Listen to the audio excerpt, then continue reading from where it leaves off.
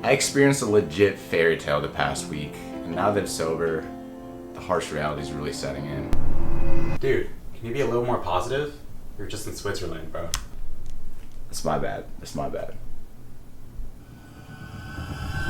My family and I went on a life-changing trip to Switzerland, exploring 7 cities in 7 days, and I sure am glad I documented it. No exaggeration, this country might be the cleanest and safest country I've ever visited, with some of the freshest water, most efficient public transportation, and some of the most beautiful, serene landscapes I've ever seen. I hate to say it, but there's a reason this country is so expensive. It's OP. But no more hyperboles. This is Switzerland through the Chen lens. After a 9-hour flight from Chicago, we arrived in Zurich around 10 a.m., feeling tired as hell, but ready to rally. We started our day exploring the Old Town area and making some special request stops for my sister, filming locations for the K-drama Crash Landing on You. We got a beautiful aerial view of Zurich at Lindenhof Square and a quick crossing of the Münsterbrook. Is this the Crash Landing location? One of them. Afterwards, we museum hopped and explored the Pavilion Le Corbusier. Le Corbusier was a famous Swiss architect and designer. Designed this chair here that Ty is lounging in. That is not very ergonomical at all. And we finished the day at the FIFA Museum, where we learned about the history and evolution of football.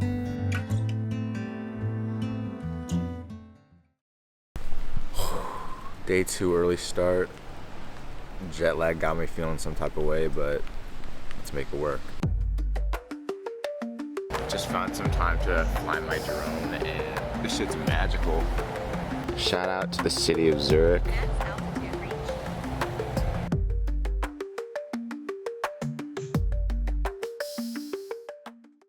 Once the whole fam was awake, we took a quick train ride to our next city, Lucerne, then took a ferry to Mount Rigi. We bought the Swiss travel pass, so pretty much all of our train and ferry rides were included, which made things honestly super convenient. The cruise to Rigi was beautiful, but unfortunately, as we trekked up to the top, there was no visibility, so our trip there was pretty brief. But the lower side of the mountain was pretty clear, so we did get some good shots. After the round trip from Rigi, we went to the Sammlung Rosengart, a museum featuring over 200 works by Picasso and over 100 works of Paul Klee. By far the most prolific Picasso exhibit I've ever seen personally. A really awesome exhibit. And finally made it back to our B&B. Let's check out this view.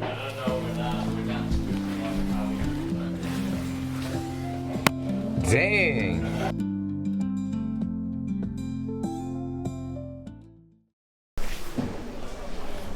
Day 3. Today we are back in Lucerne. The coaster is closed. We originally wanted to explore Mount Pilatus, which is a quick train ride from Lucerne, but the rains kind of foiled our plans, so we had to make a quick audible. But I'm glad it worked out this way. We started our day at the Musseg Wall, a 13th century fortification looking over the city. Incredible views. After that, we went to the Glacier Garden, built on glacial remnants from the Ice Age, with exhibits highlighting the history, and a really tricky labyrinth out of all other things. Oh, jeez. Be careful. This exhibit is right next to one of Lucerne's most famous landmarks, the Lion Monument, which is a statue honoring the Swiss guards who were killed in the French Revolution. Our next stop was the Swiss Museum of Transport, and I just gotta say, this might be my top 2 not-to museum of all time. The museum showcases the comprehensive history of Swiss transportation, including trains, planes, cars, gondolas, you name it. This museum had some of the best interactive experiences all included. We drove a real race car simulator, and I had the flight of my life.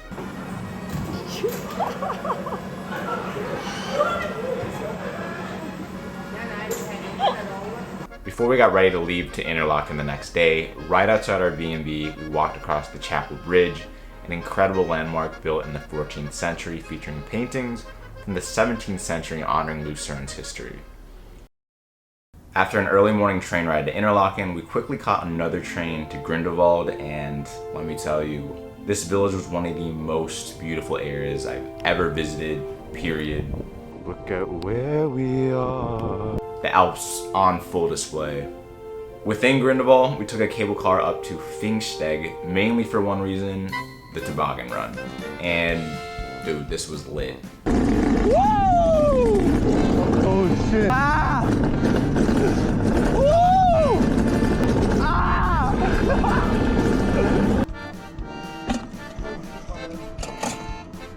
After that toboggan run, I really wanted to get some drone shots of Grindelwald. Was vibing, got some great shots, and then disaster struck.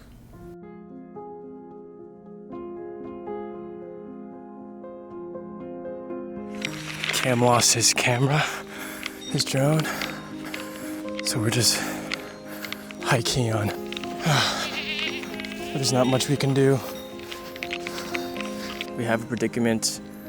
We think the drone is here, but it's in the goat pen, and the goats will come attack us if we enter.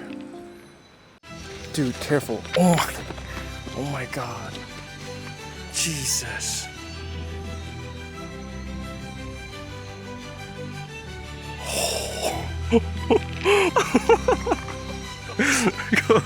Okay, you have to jump. Hurry. I mean, be careful. Dude, goats are coming. The goats are coming. Bro. Oh my God. Holy shit. Holy shit. Holy shit. Run, run. We did it. Oh, you got it. Oh my God. Only when in Switzerland. I don't know if y'all heard those jinglings, but those goats were coming for Cam. It's a story for the books. Woo! I love my little brother. No problem. He straight up helped me find my drone. After the absolute roller coaster of emotions, EJ and I took the gondola up for the Grindelwald first experience and witnessed some insane views crossing the cliff walk, which also includes a suspension bridge. Literally jaw-dropping views and some incredible photos taken here. It all worked out in the end.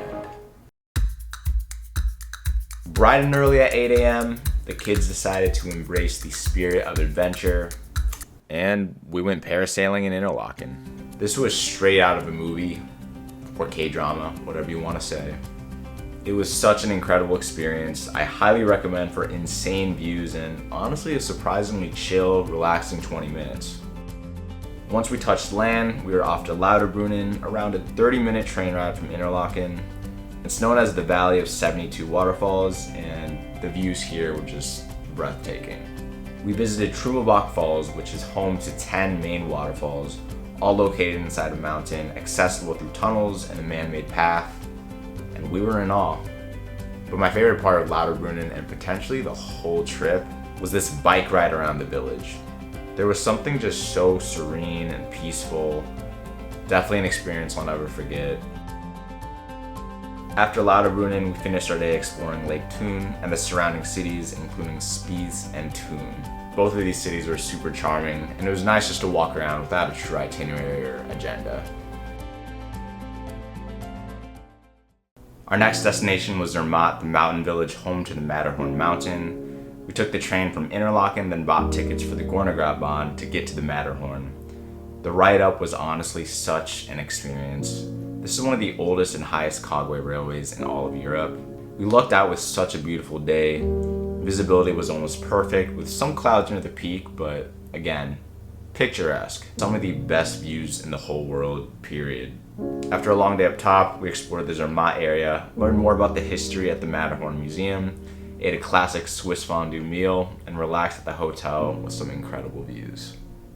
In my solitude.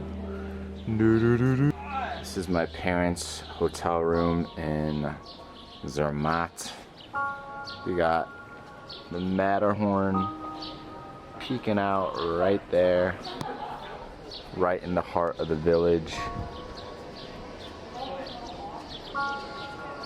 How about that, Mom? Didn't cost any more than the twin rooms either. Crazy. For the last day in Switzerland, we had to traverse back to Zurich, but made a quick pit stop in the capital city of Bern. Our first stop in Bern was at the Zentrum Paul Klee, a museum dedicated to the legendary Swiss artist. The exhibit is so comprehensive from his early days as a kid to the latter end of his career, and the architecture of the building was a sight in itself. Afterwards, we stopped by the Bern Bear Park, which honestly I was so shook by. Literally in the midst of the city, there's a park full of just bears roaming, and they were definitely out and about when we came through. After making a quick peruse through the old town, we were back on the train to Zurich for the finale of our trip, a tour at the Lindt Chocolate Factory. This one's definitely a bit of a tourist trap, but honestly was still super fun and an educational experience about the history of chocolate in general. I definitely ate too much chocolate, but it is what it is. It was around 90 degrees coming out at the chocolate factory, so we made the ultimate decision. Before leaving Switzerland, we had to jump into Lake Zurich. And that's all she wrote. All in all, such an incredible trip. For anyone who's even remotely considering Switzerland as their next bucket list trip, I'm here to 100% validate you. You're gonna absolutely fall in love with this country. Cheers, and thanks for watching.